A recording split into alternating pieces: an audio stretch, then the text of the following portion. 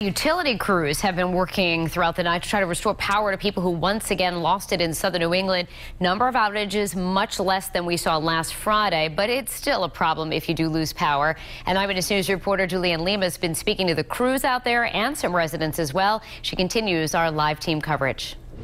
Well, Danielle, we just spoke with National Grid spokesman Ted Cressy. He says there are currently 130 line crews out right now working to restore power to thousands of customers, mostly in the northwestern part of the state in areas that only just got their power back on after last week's storm. Now, at last check a few minutes ago, there are still nearly 16,000 National Grid customers in Rhode Island without power and just over 6,000 in Bristol County, Massachusetts. Those numbers haven't changed all that much from earlier this morning. However, one area where outages continue to increase is eastern Massachusetts, where more than 67,000 Eversource customers still don't have power.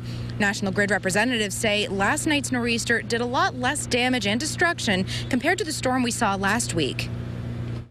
Extensive uprooted trees.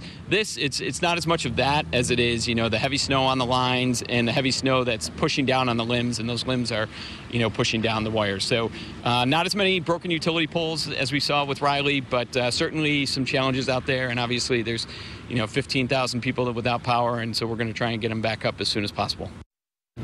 Now, Judy Tershka has lived in North Scituate for 8 years. She says she lost power for 3 days after the storm last week. Luckily, she hadn't put away any of her lanterns, blankets, and other power outage supplies because they came in handy last night and early this morning. Last night it went out at least 4 times that I counted. I fell asleep for about 3 or 4 hours. I don't know what happened during that time.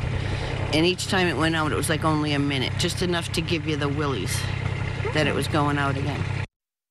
And with a third possible storm system coming next week, she says she isn't putting those supplies away anytime soon. Now, meanwhile, Cressy says they do expect to have power back on for most households and customers by midnight tonight. However, there will be a few sporadic, isolated cases that will have to wait until tomorrow morning.